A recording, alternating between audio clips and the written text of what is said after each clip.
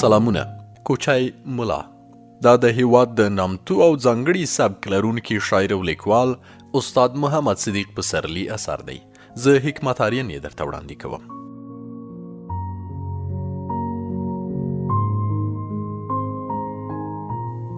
دریمه برخه. ملا صاحب لا په شلګر کې و. ملا صاحب لا په شلګر کې د خپل کلي ملک ته خپل نوم ورکړی و. ملک لګیا و خپل قوم ته د ناقلونو په توګه مځکې غوښتې. په دغو ورځو کې کار له پاسه راخلاص شوی و. فرمان یې راوړ، ملا ته یې ورکړ. ملا ورغی، څو ورځې د املاکو په مدیریت او مصروفیت کې ښکته پورته سره وګرځېد. مځکې د ارچي په پای کې پاته وي، هغه ور وښودل شوې. دوی ورباندې قناعت وکړ. ملک لاړ چې کډې راولي. ملا صاحب خوشحاله کاله ته راستون شو چې د ملک پټي خاوند کېده. میاشت بلا نه وه وتلې چې کډې راورسېدې. څرنګه چې د کورونو د اړولو لپاره په ارچي کې ځای نه و، چا په امام صاحب او چا په چاردره کې واړول.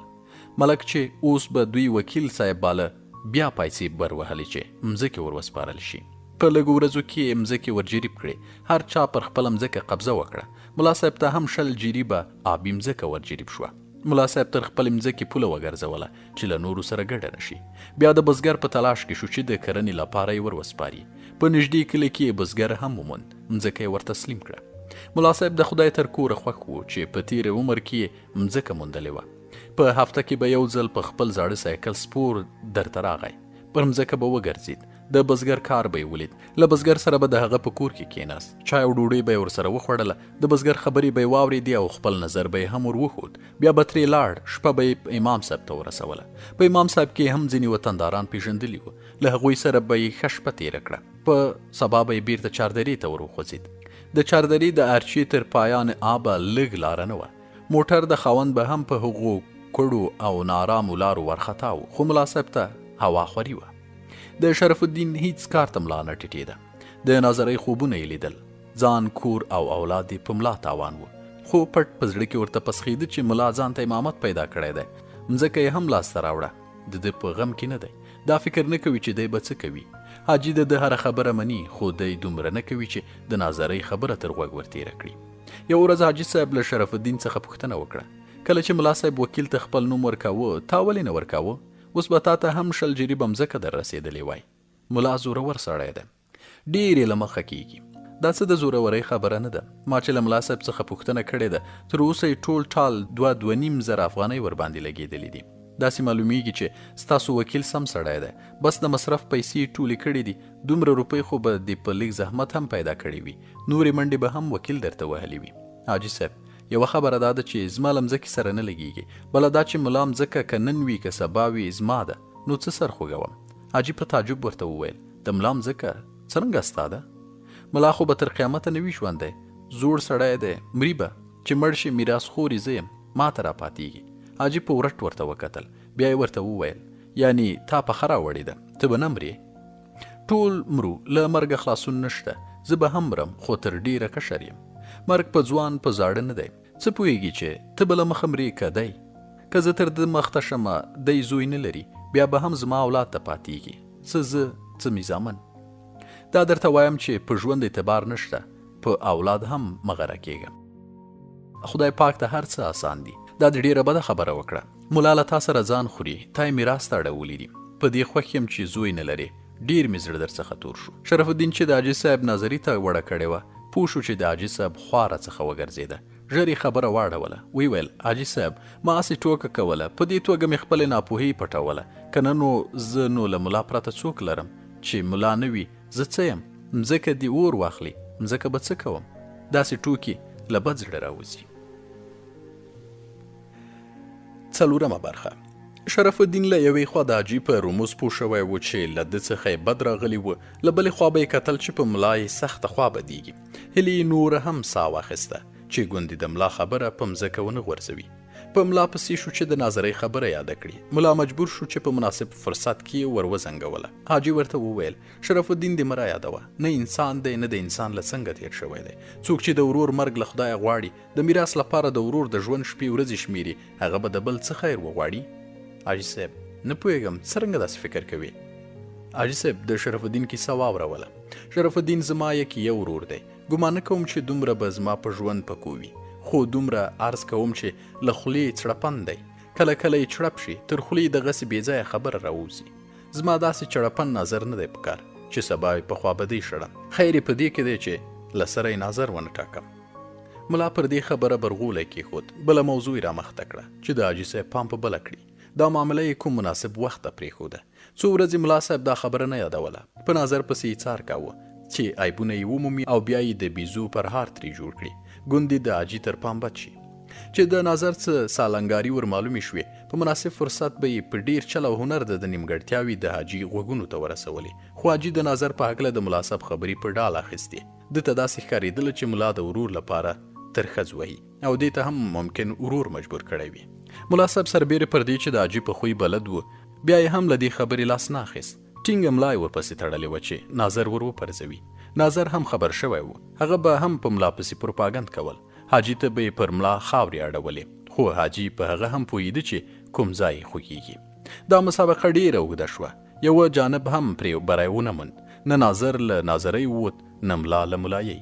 په مني چې ملا صاحب د زکات غله ترلاسه کړه، ارچې ته لاړ. بزګر ته یې د نوي کال لپاره د تخم غنم ور وسپارل. څو ورځې یې ورسره تېرې کړي چې د تخم په شیندلو ډاډه شو. لاړ. حاجي صاحب ته یې وویل زه چې اوس د خپل ملک پټي خاوند شوم، نه امامت ته رسیدګي کولی شم، نه د زکات مستحق یم. ښه به دا وي چې تاسو بل امام وټاکئ او زه یو آزاد مصروفیت پیدا کړم.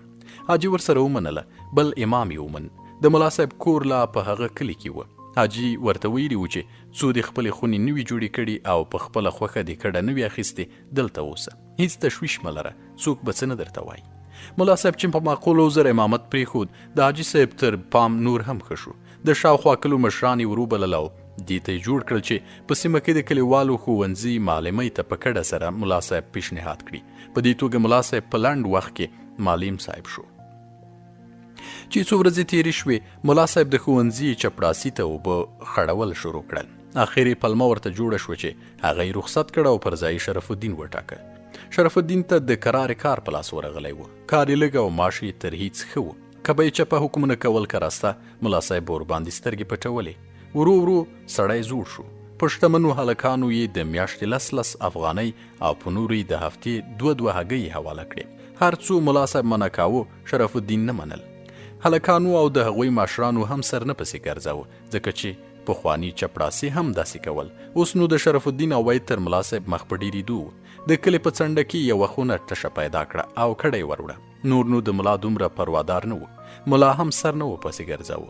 څنګه چې ملا صاحب زیرک او له پښو چټک سړی و، په لنډه موده کې له دفتري امورو سره اشنا شو او د معارف ډېر چارواکي یې وپېژندل. چې غرمه به یې ماشومان رخصت کړل، پر سایکل به سپور شو، کندوز ته به یې ځان ورساوه. له مفتشانو او د معارف له عمومي مدیر سره به یې ولیدل. خپل مشکلات به یې ورباندې حل کړل. د هغوی لارښوونې به یې واورېدې. د مازدیګر لمونځ به یې کلي ته راورساوه. ملا صاحب په ډېر لږ وخت کې ځان په مدیر منلی و. هم ملا و، هم جاندیده و، هم یې څو ژبې زده وې، هم خوش آوازه و، هم یې د معارف د ترانو لپاره ښې لارښوونې کولی شوی، هم په خوله ژبه ډېر فصیحه او بلیغه ورته ښکارېده، هم یې د مسؤلیت احساس د قدر وړ و. د معارف مدیر به ویل کاشکې مو داسې یو څو تنه استادان لرلی، نو چې ملا صاحب به هر پیشنهاد وکړ منل کېده به. له ملا صاحب څخه شاګردان او د هغوی پلرونه او مشران هم راضي وو، ځکه چې هم یې درسونو ته ښه توجه لرله، هم یې حوصله پراخه ساتله. په ځای بې ځایه به یې نه ترټل. نور دوی څه غوښتل؟ ملا صاحب به د تفریح په وخت کې د شاګردانو د منډو تروړو او شور ماشور مخه نه نیوله. اتڼ یې لا ګوښی ورزده کاوه. د ده ښوونځی په ولایت کې یو نمونه کلیوالي ښوونځی شو، چې د معارف مدیر به نورو معلمونو ته د دوی ښوونځی ور په ګوته کاوه او ویل به یې زه دا شان ښوونځی او داسې ښوونکی غواړم. ملا صاحب چې چاردرې ته نوی راغلی و، په پارسي پوهېده، خو ژبه یې ښه نه پرې اوښته، ځکه چې د دوی په خواو کې پارسي ژبې څوک نه و. که و هغوی هم تر پارسي پښتو ښه ویله. د پارسي په طالباني کې د پنج کتاب، ګلستان، بوستان، یوسف زلیخا او سکندر نامې له مخکې په درسي توګه زده کړې وه، نه په کوڅو او بازارونو کې. اوس چې ورته اړ شو، په لږ وخت کې ژبه پرې واوښته، خو د عامیانه لهجې پر ځای ادبي پارسي په خوله ورتله. پر دې سربیره یې اکثره جمله بندۍ د اردو په شان وه او یو نیم د اردو او انګریزي توري به یې هم ورسره ګډاوه. له دې امله مفتشانو د معارف نورو چارواکو ته ډېرې ژورې مطالعې خاوند ښکارېده. په ظاهر یې ډېر احترام کېده او مولانا صاحب به یې باله، خو چې دی به نه و، مفتشانو او ځینو استادانو به ویل مولانا یې بلا نه دی، د مدیر مرستیال خو بلا ویل خدای مې دې غاړې نه بندوي. ما ته خو داسې ښکارېږي چې په درست بدن کې یو څو څاڅکي وینه هم افغاني نه وي. رنګ او کړه وړه به یې لا پر ځای پرېږدو. په افغانانو کې هم سره سپین او شین سترګې پیدا کېږي، خو دا له ملایي سره کوچیانۍ جامې او په ټکنده غرمه کې 22 کیلومتره په زاړه سایکل لار وهل او دومره فعالیت بې څه نه دی. علاوه پر دې له دومره علم سره چې په ډېرو ژبو هم پوهیږي، په یوه کلیوالي ښوونځي کې څه کوي؟ حتما تر کاسې لاندې نیم کاسه شته. 3 نیم میاشتې چې په ښوونځي کې ووتلې، د کلنۍ ازموینې وخت راورسېد. له مرکزه یو مفتش ورسره راوست. د هغه په حضور کې یې په یوه ورځ ازموینه پای ته ورسوله. مفتش د معاینې په کتاب کې ولیکل: د محترم مولانا صاحب په توجه د ښوونځي نظم، اداره او تدریسي چارې دومره پر مخ تللي دي چې ساری په کلیوالي ښوونځیو کې نه لیدل کیږي. د مولانا صاحب توجه او زیار ته د قدر په سترګه ګورم او په خپلو دندو کې ورته نور هم ډیر بریالیتوبونه غواړم. کله چې نتایج مدیریت ته ورسېدل، له مدیریت هم ملا صاحب ته تقدیرنامه ورکړل شوه. اوس نو د ژمي پر مخ رخصتۍ وه. ملا صاحب خپلو پښو ته خلاص شو. له حاجي صاحب څخه یې د کرنې او باغدارۍ څه برسیرن معلومات حاصل کړي وو. په هفته کې به یو ځل ارچې ته روان و چې په خپله مځکه یې عملي کړي. د یوه کوچني باغ د ږدلو نیت یې هم لاره. کابو 4 جریبه ځمکه یې ورته بیله کړې وه. د بادامو د نیالګیو مرسته ورسره حاجي صاحب منلې وه. دی هم تر هر څه بادامو ته ډیر هوسېده، ځکه چې په چاردره کې ډیر د بادامو باغونه لیدلي وو او هلته په هند او پاکستان کې د بادامو قدر او قیمت ورته معلوم شوی و. د باغ لپاره په جلا کړې مځکه یې وربشې کرلې وې. وربشې چې 4 ګوتې راپورته شوې، د رشقې تخم یې ورباندې وشینده. په دې غرض چې وربشې کله وریبل شي، ځای به یې رشقې نیولی وي او دا رشقه خو بیا 4-5 کاله اړول نه غواړي. هم به ځمکه له حاصله نه وي وتلې، هم به بادام ورسره اوبېږي. ملا صاحب چې به سایکل د امام صاحب او ارچي پر اوږدو لارو سم کړ، په تصور کې به یې د خپلو بادامو ونې لیدې چې ګلونه یې راوړي وي. مستونکي عطرونه یې لیږدي او د ده له حواسو سره یې زړه غوښتونکي لوبې راخیستې وي. له تاندو هیلو سره به په خپل باغ کې ګرځېده. خپلې نازولې ونې به یې لیدې چې د ده د زیارونو او پاملرنو په بدل کې د خپلو شګوفو سپینې وریښمینې پاڼې ورباندې خندي. خپل بارداره ونې به داسې ورته ښکارېدې چې د ده هرکلي ته یې له احترامه سرونه ټیټ کړي وه. زړه به یې په دې قدر شناسۍ باغ شو چې ارادې به یې د سایکل پایډلونه په بیړه اړول چې ژر ورسیږي. بیا به یې د خپلې مځکې ویالې تر سترګو شوې چې د سرو ولو سیوري ته غنګۍ وهي. د کروندې په مخ کې به یې خپل چمبر ورښکاره شو چې د ده په سپینو خونو یې غیږ راګرځولې. له غلغدو یې ساتي. د کور مخته یې د اوبو تالاو او د تالاو په غاړو د 5 چنارونو غټو تنو او د مغرورو څانګو نظر وباله چې پر تالاو او د شاوخوا چوترې سیوری غوړولی وي او دی په دې ساړه سیوري کې له یارانو دوستانو سره پر کټونو ناست وي. نه دا خوشامندو ته اړ وي، نه په یوه ګوله ډوډۍ پسې له کوره ورک. په دغو تصوراتو به یې اوږدې کوړې، نه اوارې لارې په زاړه سایکل داسې رانغښتي چې تا به ویل په پاخه سړک کې بنز موټر په واکې وي. د تیر مني سړو بادونو یې هم د تلو راتلو لار ونه نیوله. درست کلیوال به ورته حیران ول چې خدای خبر ملا صاحب یې له څه شي جوړ کړی دی چې نه په وړي بند دی، نه په ژمي، په دې عمر په داسې زاړه سایکل او په دومره اوږدو کنډو کپرو لارو چې ځي راځي، نه ستړیا پیژني، نه تکلیف احساسوي. د دوی حیرت هغه وخت لا ډېر شو چې واوره وورېده. پر ځمکه 4 ګوتې واوره پرته وه. د تالاونو سرونه کنګل پوښلي وه. د هره کوره د اورونو لوګي رالټېدل او خورېدل. د ماسپښین 1 بجه وه. ملا صاحب سایکل راویسته او د ارچي پر لوري وخوځېد چې ورته کتل به یې بس یو بني ادم او د پاسه یې پرې یوه غزنیچۍ پوستینچه اغوستې وه. وړین لاسمغوګانې په لاسو کړي او پشمي جورابې له څپلیو سره په پښو کړې وې. نور یې هیڅ هم د ځان د پټولو لپاره نه لرل. کلیوالو چې هر څومره ورته وویل چې په دې سپینو واورو او یخه یخنۍ کې مځه، خو د ملا صاحب چرګ په یوه پښه ولاړ و. هیڅ شي د ده د عزم مخه نه نیوله. ملا صاحب لاړ. په کندوز کې خپل ضروریات واخیستل. مخ په حضرت امام صاحب روان شو. هغه وخت لا لارې کچوي. په سړک به یې د موټرونو په منډ لار وهله چې کله به کوم موټر ته له کومې خوا ورښکاره شو، ملا صاحب به لار ور پرېښوده چې موټر به تیر شو، بیا به یې سایکل د موټرونو لارې ته راواړوه. د 4 بجو شاوخوا د شیرمحي دښتې څنډو ته رسېدلی و. لږه لاره پاتې وه چې د امام صاحب آبادي سیمې ته ور ټیټ شي. 2 لیوانو مخه ورته ونیوله. دی له سایکله ورته کوز شو. سایکل یې د سپر په شان خپل مخې ته ونیو. له جیبه یې تومانچه راویسته. مرمۍ یې ورتېره کړه. لیوان سره جلا شول. له 2 خواو پیره روان شول. ملا کېناست. یوې خواته سایکل په ځان داسې راکوږ کړ چې د عربو لښتۍ یې د لیوه خوله ور پرې نږدي. بل خواته یې خپله توپانچه ونیوله. لیوان ورو ورو ور نږدې کېدل چې 4-5 مترۍ ته ور ورسېدل. ملا صاحب ماشره کش کړه. ډز شو. له ډز سره دا یو لیوه ولوېد. هغه بل لیوه ته مخ ور واړاوه چې د ده څو قدمي ته را رسېدلی و. بیرته 30-40 کیلومتره په شا لاړ. بیا یې لیدلي لیوه ته وکتل. راپورته شوی و. حملې ته یې ځان جوړاوه، خو په بل فایر له ټوپه ولوېد. دوهمه مرمۍ پر سم ځای لګېدلې وه. لکه یې ورو ورو ښورېدله. تا به ویل چې ورته وایي نور مې مه وله، روان یم در څخه ځم. ملا په همغه بل لیوه هم ډز وکړ. مرمۍ خطا شوه، خو دومره ډیره هم نه وه خطا شوې. له پښو سره یې ورته ولګېده. څرنګه چې نسبتا ماړه لیوان و، ډیر کش و، کړپ ته یې ډډه نه لګېده. منډه یې واخیسته او ژر له سترګو غایب شو. وخت ناوخته او هوا ډیره سړه وه. ملا صاحب ویشتلی لیوه د زنکدن په حال کې پرېښود. خپل مزله ته ادامه ورکړه. د ماښام لمونځ یې په آباده سیمه کې د 2 کاله ته ورساوه. د نوي کال په رانږدې کېدو یې هوا ماته او دښتې زرغونې شوې. په ونو غنو کې د موسم لطف تازه ساه وکړه. له یوې خوا ښوونځي پرانیستل کېدل، له بلې خوا د باغونو د ږدلو وخت را رسېدلی و. 2 اونۍ ملا صاحب په ډېرې ستړیا تېرې کړې چې نه یې ښوونځي ته شا ور واړولی شوه، نه یې د باغ پروژه لوبرېده چې نیمګړې پاتې شي. په ډېرو منډو او ډېرو تلو راتلو یې دواړه چارې ترسره کړې. د ښوونځي 3 میاشتنی سکوت مات شوی و.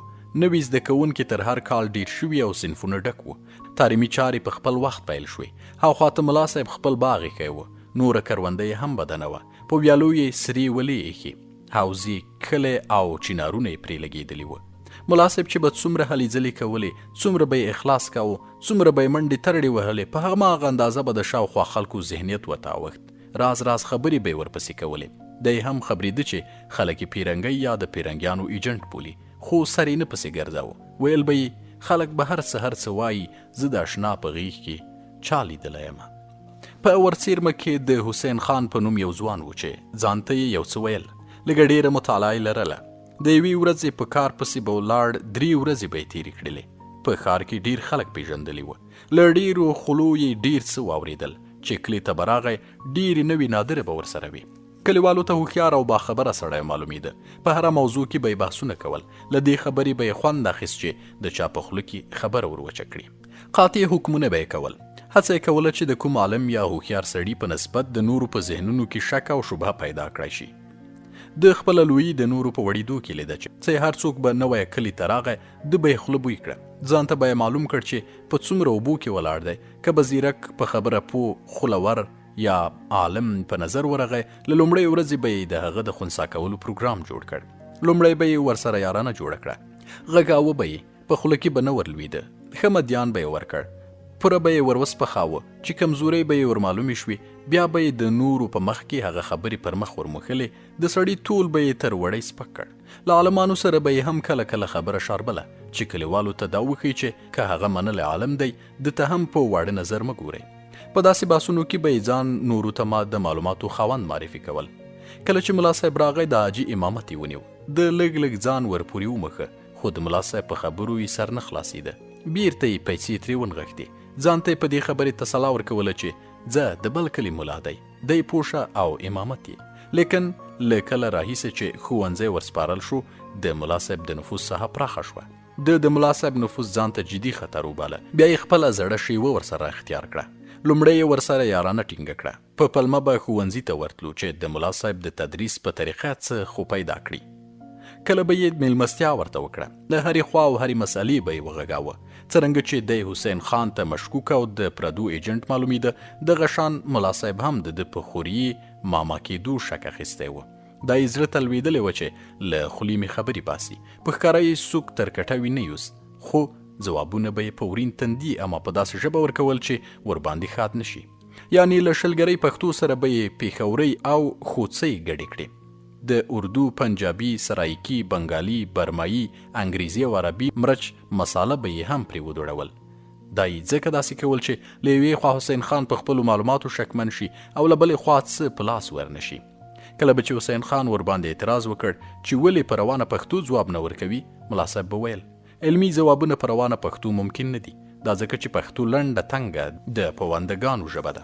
څرنګه چې موږ تاسو بې تعلیم خلک یو، ژبه مو علمي لغتونه او اصطلاحات نه لري. تا دنیا نه ده لیدلې، که دې ولیدله پوه به شي چې زموږ پوهان هم په څه نه دي خبر. چې سره رخصت به شول، حسین خان به د ملا صاحب ځوابونو تر مطالعې لاندې ونیول، خو هیڅ به یې هم په لاس ور نه غلل. دا به یې ومنله چې په غلبیل کې مې اوبه راوړي دي. حسین خان صرف دې نتیجې ته ورسید چې د ملا صاحب پیژندل ګران کار دی، چې ورته ګوري له یوې خوا ډېر سوړ سړی دی، که څوک ورته ډېره سپکه خبره هم وکړي د ده تندی نه ورباندې تریویږي. ان د مذهب خلاف خبره هم نه احساساتي کوي، د ډیموکراسي ښېګڼې بیانوي، د ژبې او قلم ازادي غواړي. دا د ملت منلی حق ګڼي چې خپل سرنوشت په خپله وټاکي. له بلې خوا چې له راډیوګانو قوالي اوري، ورته ژاړي، د پیرۍ مریدۍ پلوی او د پیرانو سخت اخلاصمند دی. د ځینو او لږو داسې کرامات مني چې نه په عقل جوړیږي نه شرعي جواز شته. کله بابا نانک او ټیګور هم عارفان او د خدای د لارې خلک بولي، کله یې د نظر دایره دومره وړه شي چې پاچا خان هم ورته سم مسلمان نه ښکاري. دا روشن فکري او تاریک بیني ورته غیر طبیعي ښکارېدل. یو دوه ځلې د نورو په مخ کې له ملا صاحب سره ځینې خبرې وشاربلې، خو ملا صاحب هم د غونډې په باس کې له یوه شاخه بل شاخ ته الوتل ښه زده کړي وو. حسین خان به خپلو ته خړ شو. ملا صاحب به داسې وښودله چې حسین خان خوار لا په څه کېدی چې دی ورسره منطقي بحث وکړي، هسې د خولې خوند ورسره ښه کېدی شي. دغو شکستونو یې په زړه اور بل کړی و، په ښکاره یې څه نه ویل، پټ یې د غچ اخیستلو سوچونه وهل، خو ملا صاحب ورسره پالله او داسې یې ښووله چې د دوی ترمنځ هیڅ نه دي پېښ شوي. چې دې وضع به حسن خان نور هم په سرې تبۍ ورته کېناوه. بالاخره یوه ورځ ولسوالي ته لاړ. ولسوال ته یې خپل اندېښنه ښکاره کړه چې د دوی د ښوونځي معلم په پوست پاک نه دی. ما ته سور پیرنګی ښکارېږي، خو نه پوهېږم چې څه وظیفه به لري. ولسوال ته یې د ملا صاحب خویونه خصلتونه بیان کړل او خپل د شک دلایل یې ورسره وویل. خو ولسوال دومره بې فکره سړی نه و چې ژر له چتي ووځي. ورته ویې ویل ما ته هم په پوست پاک نه ښکاري، خو سند په لاس کې نه لرو. ته هم هڅه کوه، زه هم څاره ورپسې کوم چې له اسنادو سره یې ونیسي. دا دلایل چې تا وویل مستند نه دي. هر انسان ضد او نقیض خصلتونه لري. اکثره روشن فکران په وړه تیاره کې پراته وي، بلکې که درته ووایم ځان ته روشن فکر ویل په خپله یو وړ تاریکي او کمبیني ده. ولسوال څه فکر وکړ، بیا یې وویل موضوع مهمه ده، ته ارتباط ورسره ساته، کیدای شي چې سم یې وپېژنې. چې هر څه یې درته شک پارونکي ښکارېدل، ما ورباندې خبروه. ګوند یو د بل په مرسته دا ګیدړه له غاره راوباسو. حسین خان ډیر ځان کامیاب باله چې ولسوال ورباندې اعتماد کړی او دومره مهمه وظیفه یې وروسپارله. د ولسوال په هدایت یې بیرته ملا صاحب ته زړه ورګډ کړ، خو دا ځل یې جرأت کړی و چې ملا صاحب ته به ځان بلا شرط تسلیم ښکاروي او د نورو په مخ کې به خبره نه ورسره پیچي چې د ملا باور حاصل کړي او د زړه بوخڅه ورته وسپړي. په دې هیله به یې کله کله بیا ملا صاحب ته میلمستیا کوله. دوه په دوه به د نړۍ پر پیښو او د افغانستان پر حالاتو سره غږېدل، خو ملا صاحب هم کومې وړې سپږې نه و چیچلی، داسې څه په لاس نه ورکول چې ښه ورباندې وشي. آخر یوه ورځ حسین خان ورته وویل ملا صاحب که دې خوا نه بدیږي یوه پوښتنه به درڅخه وکړم. ولې به مې خوا بدیږي؟ ډېر خوشحالېږم چې څوک مې د پوښتنې وړ وبولي. د هر سړي د رازونو قلف په یوې کنجۍ خلاصیږي چې دا د یارۍ او دوستۍ کنجي ده.